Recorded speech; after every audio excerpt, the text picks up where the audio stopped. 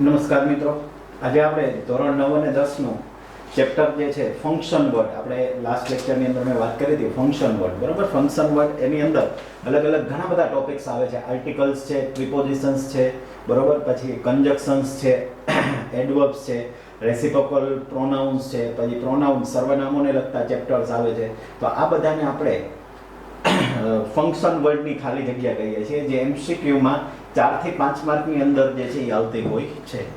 હવે એની અંદર ફંક્શન વર્ડની અંદરનો જે ટોપિક છે સંયોજક, બરોબર.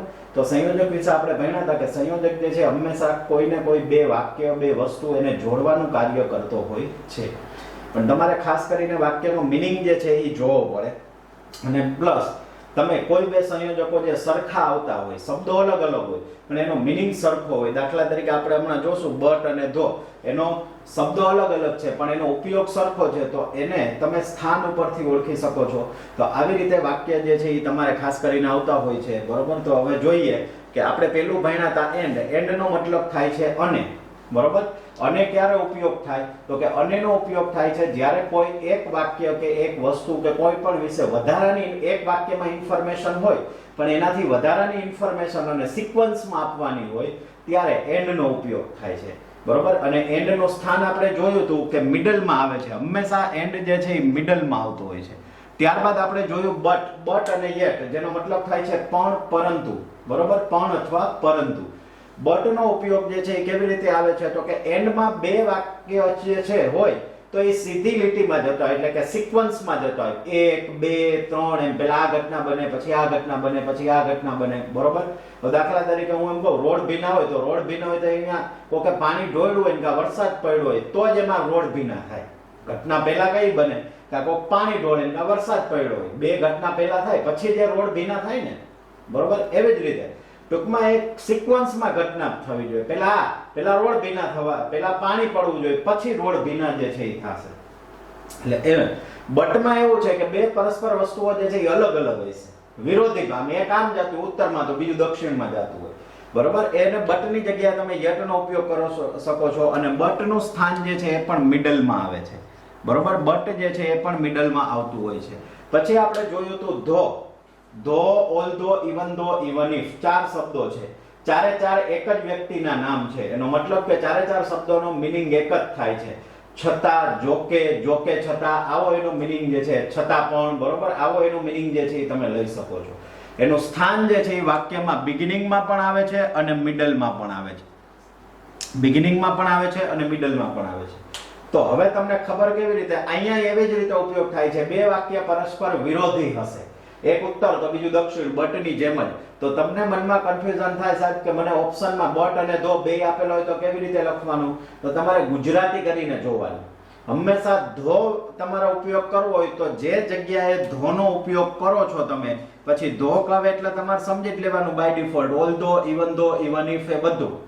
તો એના પછી જે વાક્ય આવે છે અહીંયા ગુજરાતી ચાલુ કરવું, બરોબર.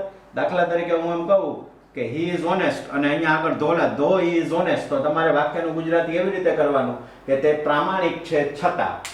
હંમેશા ધો વાળું વાક્ય, ધો પછીથી આવતા વાક્યથી ગુજરાતીની શરૂઆત થાય તો જ તમને એનો સાચો મિનિંગ જે છે એ મળે છે, બરોબર. પછી આપણે જોયું તો ઓર અને અધરવાઇઝ. ઓર અને અધરવાઇઝ, ઓર નો મતલબ થાય છે અથવા. આપણે જ્યારે કોકને બે વિકલ્પ આપો હોય ત્યારે. અને અધરવાઇઝ નો મતલબ થાય છે નહીતર, બરોબર. ઓર અથવા અધરવાઇઝ. અથવા, ઓર એટલે અથવા ને અધરવાઇઝ એટલે નહીતર. જ્યારે કોઈ પણ બે વિકલ્પ હોય અને બે માંથી કોઈ એકનો સ્વીકાર જ કરવો પડે તેમ હોય. દાખલા તરીકે હું એમ કહું સિટ ક્વાઇટ ઓર ગો હોમ, કા શાંતિથી બેસો ને કા ઘરે જાઓ, તો તમારે બે માંથી કોઈ એક વિકલ્પનો ફરજિયાત સ્વીકાર કરવો પડશે. તમે એમ કહો સાહેબ અમે ક્લાસમાં બેહીએ, નવાજી કરીએ ને તો ખોટી વાત. કાં તમારે શાંતિથી બેસવું પડશે ને કાં તમારે ઘરે જવું પડશે. તો બે માંથી કોઈ એક વિકલ્પનો સ્વીકાર જે છે એ કરવો હોય ત્યારે ઓર અથવા અધરવાઇઝ નો ઉપયોગ થાય છે. અને આનું સ્થાન જે છે એ હંમેશા વાક્યના મિડલમાં આવે છે, બરોબર. ત્યાર પછી આપણે બીજું જે સંયોજકનો પાર્ટ આવે છે, બરોબર, એના વિશેની ઇન્ફોર્મેશન મેળવીએ તો એ છે સો, ધેરફોર અને બીકોઝ, બરોબર. સો, ધેરફોર અને બીકોઝ. હવે સો, ધેરફોર અને બીકોઝ ની આપણે વાત કરીએ તો કેવી રીતે આવે છે? તો કે સો, ધેરફોર નો મતલબ થાય છે તેથી, બરોબર. સો, ધેરફોર નો મતલબ થાય છે તેથી અને બીકોઝ નો મતલબ થાય છે કારણ કે. આ બે એકબીજાના ઉલટા છે. આ બે સંયોજનો એકબીજાના ઉલટા છે. આમાં નામ જે છે એ કેવી રીતે કેવી રીતે વાક્ય બનતું હોય તો કે એકમાં કારણ હોય અને બીજામાં પરિણામ હોય. બે વાક્ય આપેલા હોય, એમાં એકમાં કારણ હોય, બીજામાં પરિણામ હોય. તો તમારે એટલું જ યાદ રાખવાનું. શું યાદ રાખવાનું? મેં તમને એનું સૂત્ર આપ્યું હતું. શું?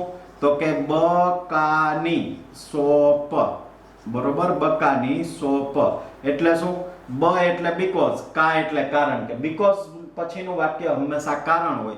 સો એટલે સો ધેરફોર, સો ધેરફોર પછીનું વાક્ય હંમેશા પરિણામ હોય. બરોબર? એટલે તમારે એટલું જ જોવાનું કે ખાલી જગ્યામાં તમારે બીકોઝ લખવું છે તો એના પછીનું વાક્ય કારણ છે કે પરિણામ. બરોબર? એનું ગુજરાતી કરો એટલે ખબર પડી જાય કારણ શું છે ને એનું પરિણામ શું આવ્યું. બરોબર? એટલે તરત જ તમને અહીંયાથી ખબર પડી જશે. જો એ ખાલી જગ્યા પછીનું વાક્ય કારણ હોય તો બીકોઝ આવે. ખાલી જગ્યા પછીનું વાક્ય પરિણામ હોય તો સો ધેરફોર, સો અથવા ધેરફોર માંથી. તમને એવું થાય કે સાહેબ ઓપ્શનમાં સો મૂકેલું હોય ને ધેરફોર મૂકેલું હોય તો બે નહીં મૂકે એકારે, કારણ કે એકના જ નામ છે. તમને ધોન ઓલ દો બે એકારે ઓપ્શનમાં મૂકે નહીં, કારણ કે એક જ વ્યક્તિના બે નામ છે. બરોબર? એવી રીતે સો ધેરફોર અને બીકોઝ આવે છે. બીકોઝ ની જગ્યાએ તમે ઉપયોગ કરી શકો છો સિન્સ નો. બરોબર? સિન્સ નો. હવે એક વસ્તુ હું તમને એ પણ કહી દઉં કે ઇંગ્લિશ ની અંદર સિન્સ જે છે એના બે ઉપયોગ છે. સિન્સ પછી આગળ જતા એક સંયોજક આવે છે આફ્ટર અને બિફોર. બરોબર? આફ્ટર અને બિફોર. તો આ ત્રણેયના ગ્રામરમાં બે ઉપયોગ આવે છે. બરોબર? એક એ સંયોજક તરીકે પણ આવે છે. બરોબર? અને બીજું એ પ્રિપોઝિશન તરીકે પણ આવે છે. આ એના બે ઉપયોગ આવે. એક એ સંયોજક તરીકે આવે અને પ્રિપોઝિશન તરીકે આવે. સિન્સ જ્યારે સંયોજક તરીકે આવે ત્યારે એનો મતલબ થાય છે કારણ કે. સિન્સ જ્યારે સંયોજક તરીકે આવે ત્યારે એનો મતલબ શું થાય? કારણ કે. અને જ્યારે પ્રેપોઝિશન તરીકે આવે ત્યારે એનો મતલબ થાય છે થી. શું બતાવે છે? ટાઈમ બતાવતું હોય. બરોબર? એવી જ રીતે આફ્ટર અને બિફોર. આફ્ટર એટલે પહેલા અને બિફોર એટલે પછી એનો સંયોજક તરીકે ઉપયોગ થાય છે અને પ્રેપોઝિશન તરીકે ઉપયોગ થાય છે. બરોબર? પણ અહીંયા એનો મીનિંગ બંનેમાં સેમ જ રહે છે. તો આટલી વસ્તુ જે છે એ આપણે અગાઉના લેક્ચરમાં સ્ટડી કરી ગયા હતા. હવે જોઈએ આગળનું સંયોજક જે છે એના વિશે આપણે ઇન્ફોર્મેશન મેળવીએ તો શું કહે છે? તો કે આગળના સંયોજક છે આઈધર ઓર અને નાઈધર નોર. બરોબર? આઈધર ઓર અને નાઈધર નોર જો આ પેરમાં જ આવે છે. હવે આઈધર ઓર અને નાઈધર નોર જે છે એના મતલબ જે છે એ કેવી રીતે થાય છે? તો કે સામાન્ય રીતે અહીંયા આઈધર ઓર અને નાઈધર નોર જે છે એ બે એના સ્થાન જે છે એ બિગિનિંગ અને મિડલ. બિગિનિંગમાં આવે, વાક્યમાં મિડલમાં આવે ને વચ્ચે ગમે ત્યાં આવી શકે છે. હવે આપણે વાત કરીએ તો આઈધર ઓર એટલે બે માંથી એક અને નાઈધર નોર એટલે બે માંથી એક પણ નહીં. બરોબર? આઈધર ઓર એટલે બે માંથી એક અને નાઈધર નોર એટલે બે માંથી એક પણ નહીં. જ્યારે તમને કોઈ પણ બે વિકલ્પની વાત કરવામાં આવતી હોય પછી એ સ્વીકારવો કે ન સ્વીકારવો એ વસ્તુ અલગ છે. બરોબર? પણ બે વિકલ્પની વાત થાય તો ત્યારે આઈધર ઓર ની વાત થાય છે. બરોબર? અને બે માંથી કોઈ એક વિકલ્પ જે છે એ તમે આમ સ્વીકારવાનો હોય પણ ફરજિયાત ન હોય. ઓર અધરવાઇઝ માં ફરજિયાત હોય. બરોબર? પણ અહીંયા ફરજિયાત ન હોય. અને નાઈધર નોર એટલે બે માંથી એક પણ નહીં. અહીંયા લાંબુ આપ્યું છે આપણને સમજાવવા માટે, પણ એનો હું તમને સિમ્પલ મીનિંગ સમજાવવા માટે કહું છું તો કે આઈધર ઓર એટલે બે માંથી એક અને નાઈધર નોર એટલે બે માંથી એક પણ નહીં. આ ઉપરનું આટલું બધું વાંચવું નહીં, નહીંતર તમને વધારે ખબર નહીં પડે. હું જેટલા શબ્દો બોલું છું એમાં જ તમે સમજો કે આઈધર ઓર એટલે બે માંથી એક અને નાઈધર નોર એટલે બે માંથી એક પણ નહીં. હવે જો Janakbhai is either a teacher or a writer. Janakbhai જે છે એ કાં તો ટીચર છે ને કાં તો રાઇટર છે. પણ હવે આમાંથી તમને એવું નથી કીધું તમે કોઈ પણ એક વિકલ્પ સ્વીકારો. તમે કોઈ એક વિકલ્પ સ્વીકારી લ્યો એવું નથી કીધું. ઓર અને અધરવાઇઝ માં તમારે એ વિકલ્પ સ્વીકારવો જ પડે તેમ હોય. અહીંયા હવે એ ટીચર હોય કે રાઇટર હોય આપણને કોઈ ફરક નથી પડતો. બીજું વાક્ય વાંચો. Either Dineshbhai or Janakbhai is a teacher. કાં તો દિનેશભાઈ કાં તો જનકભાઈ ટીચર છે. તો બે માંથી કોણ ટીચર હોય આપણને કોઈ ફરક નથી પડતો. તમને ફરજિયાત એવું નથી કીધું કે ભાઈ તમે આમાંથી સિલેક્ટ કરો કે ટીચર કોણ છે. બરોબર? પણ અહીંયા ખાલી એને સૂચવવા માટે કે તમને બે વિકલ્પ ઇન્ફોર્મ કરવા માટે આઈધર ઓર નો ઉપયોગ થાય છે. Hetal is either sick or weak. Hetal જે છે એ કાં તો બીમાર છે અને કાં તો એ વીક એટલે કે એને નબળાઈ છે. એમ કે શરીરમાં નબળાઈ છે. આપણે કોઈ રોગ લાગુ પડ્યો અશક્તિ આવી જતી હોય એમ કે નબળાઈ છે, અશક્તિ છે એ કે. તો હવે આપણને શું છે એ ખબર નથી. બરોબર, પણ બે માંથી કોઈ એક વિકલ્પનો સ્વીકાર નથી કરવાનો. સ્વીકાર ફરજિયાત કરવો પડે તેમ હોય, બરોબર, તો ઓર અથવા અધરવાઇઝ આવે. You can either sit or go home. તમે કાં તો અહીંયા બેસી શકો છો કાં તો ઘરે જઈ શકો છો. તો તમને એવું થાય સાહેબ આમાં તો વિકલ્પ આપ્યા, કાં અહીંયા બેસો અને કાં ઘરે જાઓ, પણ આ કમ્પલસરી નથી. બીજી વસ્તુ, તમને હવે એવું થાય સાહેબ તોય ભલે હાલો કમ્પલસરીથી કીધું હોય તો, બરોબર, ઉપરના વાક્યમાં તો કમ્પલસરી જેવું કાંઈ છે જ નહીં. તમારી વાત સાચી, ચલો આ વાક્યમાં તમારે કમ્પલસરી કરવું હોય તો કરી શકો. તો પછી સાહેબ અમને ખબર કેવી રીતે પડે? માની લો કે ખાલી જગ્યા આપેલી હોય, હું આ જ વાક્યને આવી રીતે કરું કે યુ કેન ખાલી જગ્યા sit here ખાલી જગ્યા go home. ઓપ્શનમાં હું તમને આપું છું or, either or, બરોબર, otherwise. ચલો આ ત્રણ ઓપ્શન આપ્યા, કદાચ ચોથો ઓપ્શન ગમે તે હોય તો આ ત્રણમાંથી તમે શું સિલેક્ટ કરશો? તો કે સાહેબ ચોખ્ખું કીધું છે ઘરે બેસો, કાં શાંતિથી બેસો અને કાં ઘરે જાઓ, sit here, બરોબર. તો સાહેબ બે માંથી કોઈ એક વિકલ્પનો સ્વીકાર કરવાનો છે, તો ઓર આવે ને કાં અધરવાઇઝ આવે. પણ ખાલી જગ્યા કેટલી છે? ખાલી જગ્યા કેટલી છે? 2. તો એનો મતલબ શું થયો કે ખાલી જગ્યા 2 છે એટલે એકમાં આઈધર આવશે, બીજામાં ઓર આવશે. હવે તમને ઈઝીલી ખબર પડી જાય કે ઓર અને અધરવાઇઝ કોઈ દી એક આરે એક ખાલી જગ્યામાં આવે નહીં. જવાબ તો આ ત્રણમાંથી કોઈ એક જ આવે, તો આઈધર ઓર વિકલ્પ બને, કારણ કે ખાલી જગ્યા 2 છે. આઈધર ઓર વાળામાં ખાલી જગ્યા 2 હશે, ખાસ યાદ રાખજો, બરોબર. એટલે ઓર અને અધરવાઇઝ અને આઈધર ઓર અને આઈધર ઓર વચ્ચેનો ડિફરન્સ શું છે? ઓર વાળામાં એક ખાલી જગ્યા હોય અને આઈધર ઓર વાળું હોય એમાં સામાન્ય રીતે 2 ખાલી જગ્યા હોય, બરોબર. ચલો ખબર પડી આટલી. હવે આવે છે નાઈધર નોર. તો નાઈધર નોર નો મતલબ શું થાય છે? તો કે 2 માંથી એક પણ નહીં. નાઈધર નોર નો મતલબ આપણે શું કરશું? તો કે 2 માંથી એક પણ નહીં.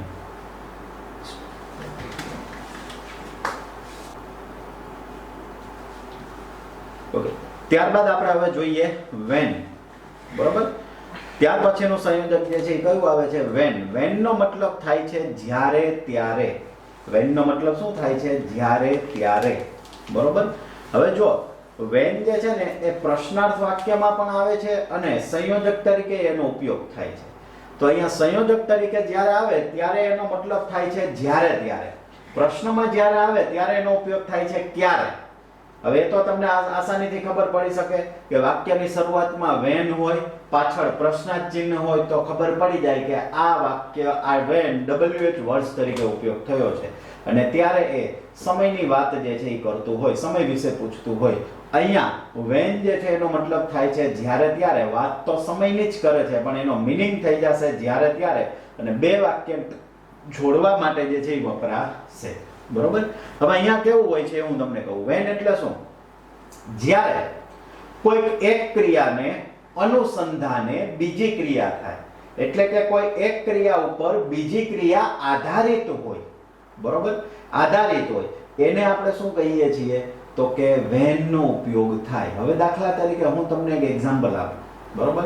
સૂર્ય ઉગે, સવાર પડે ને કુકડો બોલે, બરોબર. તો એ બે ક્રિયા કેવી છે? આધારિત છે. કેમ આધારિત છે? કારણ કે સવાર પડશે એટલે કુકડો બોલશે. કુકડાના બોલવાનું આધારિત કોના ઉપર છે? સવાર ઉપર. રાત્રે 2 વાગે કુકડો માંડ્યો હોય તો બાંગુ દેવા આપણે જઈને પૂરી દઈએ, બરોબર. તો સવારે વયો ગયો એ બિચારો. એનો મતલબ કે કહેવાનો મતલબ શું છે? તો કે જ્યારે પણ સવાર પડે છે, બરોબર, તો કે મેઇન ક્રિયા શું થાય આમાં? સવારનું પડવું. એના આધારે કઈ ક્રિયા થાય છે? તો કે કુકડો જે છે એ બોલે છે. કારણ કે સવાર તો દરરોજ થવાની જ છે, બરોબર. કુકડો માની લો તમારા ઘરની બાજુમાં હોય, ક્યાંક વયો ગયો અથવા તો એ માની લ્યો કે એ તમારા ઘરની બાજુમાં ક્યાંક બીજી વયો ગયો, તમને અવાજ નહીં સંભળાય, પણ સવાર તો થશે જ ને. એનો મતલબ એવો નથી. એવું જોઈએ તમને આમાં એક વસ્તુ એ જ તમારે નક્કી કરવાની કઈ મુખ્ય ક્રિયા છે ને કઈ ગૌણ ક્રિયા છે. કારણ કે કુકડાનું બોલવું એ ગૌણ ક્રિયા છે, પણ સુરત તો દરરોજ સવારે ઉગશે ને. કુકડો તો માની લ્યો કે એની ઉંમર થઈને ગુજરી ગયો, તો એ ગુજરી ગયો તો આપણે તો એનો મતલબ એવો નથી ને કે એ ગુજરી ગયો તો સવાર એમ કે હવે એ ગુજરી ગયો છે તો સવાર નહીં પડે કોઈ દી, બરોબર. કારણ કે એ મેઇન ક્રિયા છે. એના ઉપર આધારિત ક્રિયા કઈ છે? તો કે કુકડાનું બોલવું, બરોબર. જેવો જ સૂર્ય અસ્ત થાય કે પક્ષીઓ પોતાના માળામાં આવી જાય, તો સૂર્યનું અસ્ત થવું એ મેઇન ક્રિયા છે, પણ એના આધારિત ક્રિયા કઈ છે? તો કે પક્ષીઓનું માળામાં આવવું. ટૂંકમાં એક ક્રિયાના અનુસંધાને એના ઉપર આધારિત કોઈ બીજી ક્રિયા થાય એના માટે કયા શબ્દનો ઉપયોગ થાય છે? તો કે વેનનો. વેનનો એક સમાનાર્થી શબ્દ છે. જેમ ઓલું બીકોઝ નું સિન્સ આવ્યું હતું ને, એવી રીતે વેનનો એક સમાનાર્થી શબ્દ છે એઝ સૂન એઝ. કયો શબ્દ છે? એઝ સૂન એઝ. એનો મતલબ એ જ થાય છે જ્યારે ત્યારે. બરોબર. હવે આપણે વાત કરીએ અહીંયા તો જો એ જ વસ્તુ તમને કીધી છે કે અમુક સમયે કાંઈક બને અને તેના અનુસંધાને કોઈક બીજી ઘટના બને.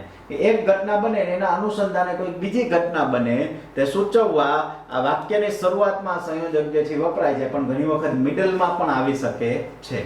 દાખલા તરીકે birds fly from the nest when the sun rises in the east. જ્યારે પક્ષીઓ સૂર્ય એમ કે જ્યારે આકાશમાં સૂર્ય ઉગે છે.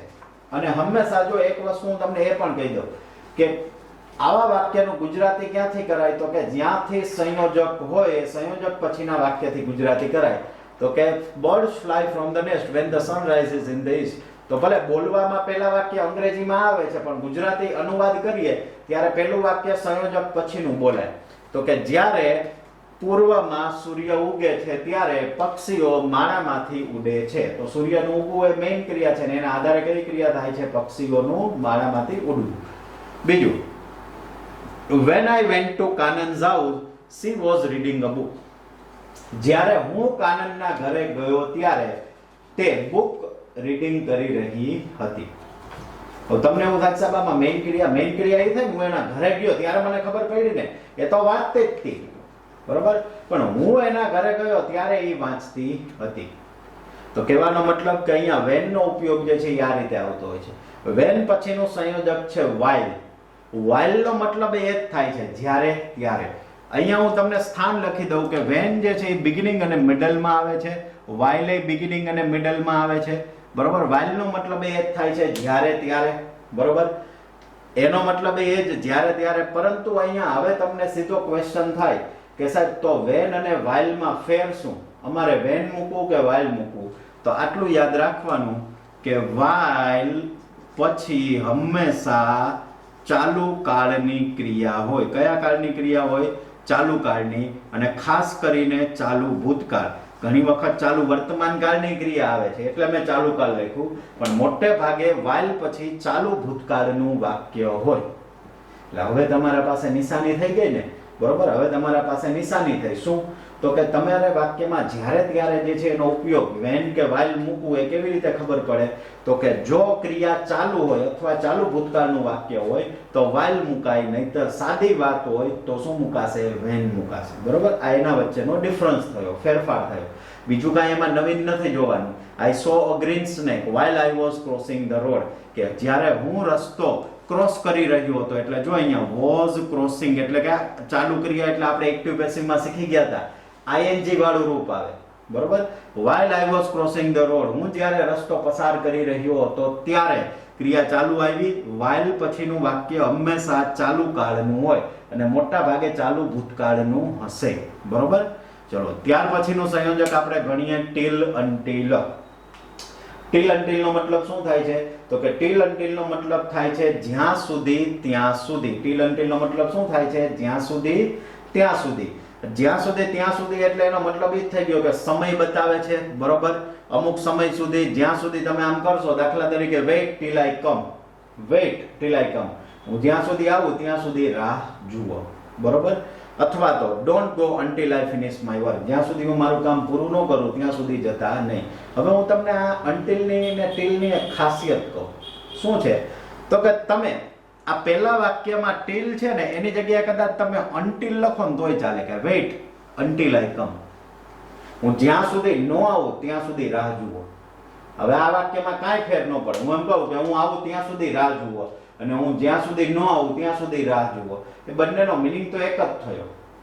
એટલે કે તમે till લખો કે until લખો કોઈ ફરક નથી પડતો. પણ હા, એટલું ખાસ ધ્યાન રાખવાનું છે કે until જે છે એ પોતે નકાર છે. until પોતે નકાર છે. બરોબર. until પોતે નકાર છે એટલે until ના વાક્ય પછી આ until નું વાક્ય હોય એના પછી કોઈ દી નોટ આવે નહીં, કારણ કે until પોતે જ નકાર છે. until પોતે જ નકાર છે એટલે એના પછીનું વાક્ય કોઈ દી નોટ આવે નહીં. હું અહીંયા આવું ન કરી શકું કે well wait until I do not come. બરોબર, દાખલા તરીકે તમને વાક્ય આપવામાં આવેલું છે આ રીતે કે wait ખાલી જગ્યા I come, બરોબર, પછી wait ખાલી જગ્યા I do not come. બરોબર, હવે આના ઓપ્શન તરીકે આપણને આપવામાં આવેલું છે દાખલા તરીકે till until, બરોબર, અને અહીંયા till until. તો આમાં ખબર કઈ રીતે પડે કે ક્યારે till મૂકવું ને ક્યારે until મૂકવું? તો પહેલા વાક્યમાં wait ખાલી જગ્યા I come, તો એમાં તમે till મૂકો તોય ચાલે ને until મૂકો તોય ચાલે. બરોબર, બંને જવાબ સાચા પડે. જો કે એક્ઝામમાં બે ભેગા તો નહીં જ આપે. પછી અહીંયા જુઓ wait ખાલી જગ્યા I do not come, આવું વાક્ય હોય એમાં બની શકે કે તમને ઓપ્શન આપે. તો wait ખાલી જગ્યા I do not come, હવે આમાં માત્ર ને માત્ર till જ વપરાશે. બરોબર, કેમ? કારણ કે જો તમે until લખો તો until પોતે એક નકાર થયું, પાછું અહીંયા બીજું નકાર આવ્યું. બરોબર, પાછું અહીંયા બીજું નકાર આવ્યું. એટલા માટે આપણે આ વાક્યમાં બે વાર નકાર કરી શકાય નહીં. એટલા માટે until જો નોટ આવેલું હોય તો until આવી શકે નહીં. તો આવા વાક્યમાં કયા શબ્દનો ઉપયોગ કરવાનો થાય? તો કે ખાલી till નો. બાકી એમાં બીજો કોઈ ચેન્જ નથી. તો આપણે જોયું કે when, while અને till until. when એટલે એક ક્રિયાને અનુસંધાને બીજી ક્રિયા થાય છે. પછી while, બરોબર, એટલે તો કે એનો મતલબ એ જ્યારે ત્યારે. પરંતુ અહીંયા મોટે ભાગે while પછીથી ચાલુ કાળની ક્રિયા હોય અને ખાસ કરીને ચાલુ ભૂતકાળની ક્રિયા હોય. till until, till until એ બિગિનિંગ અને મિડલ માં આવી શકે છે. બરોબર, અને બીજું કે એનો till ની જગ્યાએ until નો ઉપયોગ થાય પણ until પછી નોટ આવતું નથી. જોઈએ આગળના સંયોજક કયા છે? તો કે આગળના સંયોજક છે before અને after. આગળના સંયોજક કયા છે? તો કે before અને after. before નો મતલબ શું થાય છે? તો કે before નો મતલબ છે પહેલા અને after નો મતલબ છે પછી. બરોબર, before નો મતલબ પહેલા અને after નો મતલબ પછી. એટલે કે કોઈ ક્રિયા પહેલા, દાખલા તરીકે હું એમ કહું કે હું આવ્યો એ પહેલા તમે જમી લીધું હતું, તો મારા આવ્યા પહેલા તમે એક ક્રિયા કરી લીધી જમવાની, તો ત્યારે before વપરાય. પણ હું એમ કહું હું આવ્યો પછી તમે જમ્યા, બરોબર, તો મારા આવ્યા પછી ક્રિયા કરી. તો એવી રીતે before અને after જે છે એ વપરાતું હોય છે. બરોબર, before એટલે પહેલા, કે બીજી ક્રિયા પહેલા કોઈ ક્રિયા થતી હોય તો તે સૂચવવા before, અને બીજી ક્રિયા પછી કોઈ ક્રિયા થાય છે તો એના માટે કયો શબ્દ આવશે? after. દાખલા તરીકે wash your hand before you take your meal, કે તમે તમારું મીલ એટલે કે ભોજન લ્યો એ પહેલા હાથ ધોવો. અત્યારે તો આપણને મોદી સરકાર અને સરકાર 20-20 મિનિટે હાથ ધોવાનું કહે છે. બરોબર, 20 મિનિટે અથવા તો બહાર જઈને આવી આપણે તરત જ હાથ ધોવાનું કહે છે 20 સેકન્ડ સુધી. બરોબર, એટલે કહે છે અહીંયા કે wash your hands before you take your meal. જમો, જમવાની ક્રિયા કરો એ પહેલા હાથ ધોવો. બરોબર, એવું નથી કહેતા કે જમ્યા પછી. you can play after you finish your homework, કે તમે તમારું હોમવર્ક પૂરું કર્યા પછી રમી શકો છો. બરોબર, તો આ થયું before અને after. ત્યાર પછી આપણે જોઈએ તો એના પછી આવે છે if અને unless. બરોબર, એના પછીનું સંયોજક કયું આવે છે? તો કે if અને unless. if અને unless નો મતલબ થાય છે જો તો. if નો મતલબ થાય છે જો તો અને unless નો મતલબ થાય છે જો નહીં તો. જ્યારે વાક્યમાં શરત અને પરિણામની વાત હોય. શેની વાત હોય? શરત અને પરિણામ. if અને unless. if અને unless એ આખી એક પેર જ છે till until ની જેમ. આનો મતલબ થશે જો તો અને આનો મતલબ થશે જો નહીં તો. બરોબર, if unless માં વાત હોય શરત અને પરિણામની. તમને એક શરત કીધી હોય અને એનું પરિણામ શું આવશે એ તમને કીધું હોય. કે દાખલા તરીકે if you work hard, જો તમે મહેનત કરશો તો you will get good marks, તમને સારા માર્ક આવશે. બરોબર, તો અહીંયા if જે છે, if અને unless જે છે એ સામાન્ય રીતે આવી રીતે until ની જેમ જ unless પોતે પણ નકાર છે. unless પોતે નકાર છે એટલે unless વાળા વાક્ય પછી નોટ આવે નહીં. બરોબર, unless વાળા વાક્ય પછી નોટ આવે નહીં. બીજી એક મેટર, અહીંયા તમારે વાક્યનું ગુજરાતી કરશો ને એટલે તમને ખબર પડશે કે મારે જોતોનો ઉપયોગ કરવો કે જો નહીં તોનો ઉપયોગ કરવો. એ જ્યારે વાક્યનું ગુજરાતી કરો એટલે તમને ખબર પડે. અને ખાસ કરીને ઇફ અને અનલેસ નું હું તમને એક નિશાની આપું તો ઇફ જે છે એના પછીનું વાક્ય કાં તો સાદા વર્તમાનનું હોય અને કાં તો પૂર્ણ ભૂતકાળનું હોય, બરોબર. એટલે સાદા વર્તમાનનું એટલે તો કે V1 SES કે એવું હોય, અથવા તો હેડ પ્લસ V3 વાળું વાક્ય હોય. એટલે ખબર પડી જાય કે આ વાક્યમાં ઇફ જે છે એ આવશે, બરોબર. અને અનલેસ જે છે એ મોટે ભાગે સાદા વર્તમાન કાળના વાક્યમાં આવતું હોય છે. દાખલા તરીકે you will pass if you work hard. જો તમે અહીંયા ગુજરાતી ક્યાંથી કરવાનું મેં કીધું એમ ઇફ પછીથી, જો તમે મહેનત કરશો તો પાસ થશો, બરોબર. જો આમાં તમે અનલેસ નો ઉપયોગ કરો કે અનલેસ યુ વર્ક હાર્ડ, જો તમે મહેનત નહીં કરો તો યુ વિલ પાસ, તમે પાસ થશો, તો વાક્યનો મીનિંગ ફરી ગયો ને કે જો તમે મહેનત નહીં કરો તો, કારણ કે અનલેસ મૂકે આ ઇફ ની જગ્યાએ તો મીનિંગ ફરી જાય, એટલા માટે અહીંયા અનલેસ આવે નહીં. If you walk fast you will get the train. જો તમે ઝડપથી ચાલશો તો ટ્રેન મળશે. શરત મૂકીને કે ઝડપથી ચાલવું પડશે, એ શરત છે, એનું પરિણામ શું આવ્યું? તમને ટ્રેન મળશે. પણ અહીંયા અનલેસ મૂકો તો અનલેસ યુ વોક ફાસ્ટ, જો તમે ઝડપથી નહીં ચાલો તો you will catch the train, તો તમને ટ્રેન મળશે. ઝડપથી નહીં ચાલો એટલે કે ધીમા ચાલો તો ટ્રેન મળશે. વાક્ય કેવું મીનિંગ ચેન્જ થઈ જાય. પણ અહીંયા જુઓ you will not succeed unless you work hard. જો તમે મહેનત નહીં કરો તો યુ વિલ નોટ સક્સીડ, તમે પાસ થશો નહીં. એવી જ રીતે અનલેસ યુ લર્ન પ્રોપરલી, જો તમે વ્યવસ્થિત નહીં ભણો તો you will not secure more marks, તમને સારા માર્ક આવશે નહીં. આ વાક્યમાં મારે અનલેસ નો ઉપયોગ કરવો હોય કે અનલેસ યુ વર્ક હાર્ડ, જો તમે મહેનત નહીં કરો તો મારે અહીંયા અનલેસ મૂકવું તો અહીંયા શું મૂકવું પડે? Not. You will not pass, જો તમે મહેનત નહીં કરો તો તમે પાસ થશો નહીં. તો આ સંયોજક જે છે એ આપણે ભણ્યા. આજના લેક્ચરમાં આપણે કેટલા સંયોજક ભણ્યા એને ફટાફટ, બરોબર, એક ક્વિક રિવિઝન મેળવી લઈએ તો કેવી રીતે થશે? તો કે સૌથી પહેલા વહેલું આપણે સંયોજક ભણ્યા આઈધર ઓર અને નાઈધર નોર, બરોબર. આઈધર ઓર અને નાઈધર નોર. આઈધર ઓર અને નાઈધર નોર નો મતલબ થાય છે બે માંથી એક અને બે માંથી એક પણ નહીં. પણ અહીંયા વિકલ્પ જે છે એ ફરજિયાત હોતા નથી અને હંમેશા આની બે ખાલી જગ્યા આપેલી હોય. પછી આપણે જોયું સંયોજક વેન વાઇલ, બરોબર. પછી કયા સંયોજક જોયા? તો કે વેન વાઇલ અને ટીલ અન્ટિલ. વેન વાઇલ અને ટીલ અન્ટિલ. વેન નો મતલબ થાય છે જ્યારે ત્યારે. વેન નો બીજો એક સમાનાર્થી શબ્દ કીધો તો એઝ સૂન એઝ. એક ક્રિયાના અનુસંધાને બીજી ક્રિયા થતી હોય તો વેન અને એઝ સૂન એઝ આવશે. વાઇલ નો મતલબ એ જ્યારે ત્યારે. વેન અને વાઇલ વચ્ચે શું ડિફરન્સ છે? તો કે વાઇલ પછીથી હંમેશા ચાલુ ક્રિયા વધારે પડતી હોય, ચાલુ ભૂતકાળનું વાક્ય વધારે પડતું આવશે. ટીલ અન્ટિલ નો મતલબ જ્યાં સુધી ત્યાં સુધી, બરોબર. અને અન્ટિલ પછીના વાક્યમાં નોટ આવતું નથી કારણ કે અન્ટિલ પોતે જ નકાર છે. અને પછી આપણે જોયું ઇફ અને અનલેસ. ઇફ નો મતલબ જોતો અને અનલેસ નો મતલબ જોઈ નહીં તો બંને છે સરખા જ, પણ નકારની વાત આવે ક્યાંય તો અનલેસ નો ઉપયોગ થાય અને નહીતર ઇફ પછી. અને અનલેસ પછી કોઈ દી નોટ આવતું નથી. તો હવે આપણે આગળના વિડીયોની અંદર આ જે ચેપ્ટર ભણી ગયા છીએ એની એક્સરસાઇઝ જે છે એ કરવાની રહેશે. તો મારી તમને સલાહ છે કે આ વિડીયો જે છે એને ખાસ યાદ રાખી અને પછીથી જ એક્સરસાઇઝ જે છે એ કરવી.